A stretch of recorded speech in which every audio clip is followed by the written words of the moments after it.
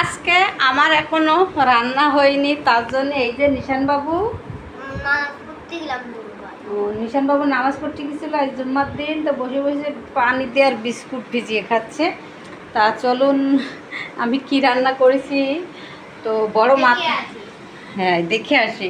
তো ওই বড় মাছের মাথা যখন খেতে ভালো লাগবে না, দেখুন এই যে আমি বড় মাছের মাথা এরকম ছোটো ছোটো পিস করে ভেজে বোনা করছি।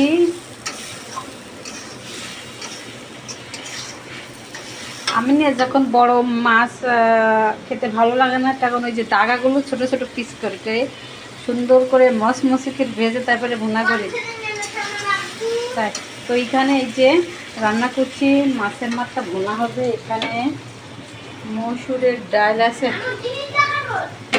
আচ্ছা আমি আসতেছি। তারপর এখানে আছে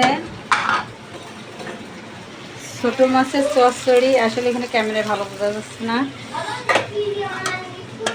তো পাতলা ডালের সাথে কিন্তু ছোটো মাছ চচ্চড়ি হলে ভালো হয়। আরও একটা জিনিস রান্না বলছি হয়েছে, সেটা হচ্ছে কলা ভর্তা করব। ভাবছি ডাল রান্না করেছি, তো কলা ভর্তা দিচ্ছিলাম ওভেনে। আলু ভর্তা খাবো না, লটারি তাই। তো এখানে এই যে নিশানবাবু বলছে আমার এটা দেখাও, তার কমপ্লেন নিতেছে। তো বলছে কি ওজন বাড়বে, তাই সে হাত ধুতে এসেছে, সে অনেক বড় হবে কমপ্লেন খেয়ে। যা হোক, আমরা রান্না শেষ হয়নি। ওই যে আরেকজন পড়ছে, তার তো পরীক্ষা চলছে।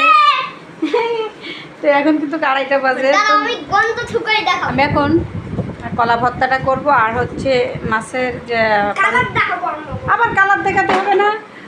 তো ভাইয়া পুরা আমাদের ভিডিওটি কেমন লাগে, যদি ভালো লাগে একটা লাইক একটা কমেন্ট করবেন। বেশি কিছু তো চাই না, ছোট্ট একটু আবদার থাকে বোন হিসেবে। এই যে আমার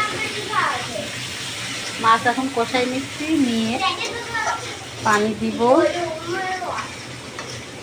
তারপরে নামানোর সময় জিরে ভাজা, এই যে জিরে ভাজা সব তরকারিতে দিলে কিন্তু টেস্টটা বেড়ে যায়। আমি বেশিরভাগই ভেজে গুঁড়ো করে রাখি। যা হোক, আজকে ভিডিওটি এই পর্যন্তই। কেমন লাগেছে আমাদের ছোট্ট বাসার ছোট্ট রান্না বান্নার শেয়ার করলাম আপনাদের সাথে। সবাই ভালো থাকেন, সুস্থ থাকেন। আল্লাহ হাফেজ, বাই বাই, টাটা।